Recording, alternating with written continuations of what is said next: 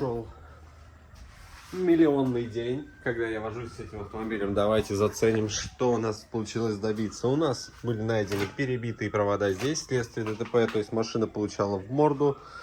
Провода 3 штуки были подбиты, подгниты, но немного они подгнили.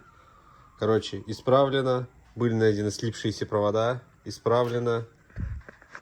Но проблема, блядь, нашу не решила, понимаете? Что еще и надо? Дальше. Был заменен датчик кислорода на новый. Детонация пропала вовсе. Теперь у нас свечи не черные, и детонация не пропала. Но обороты все равно плавают.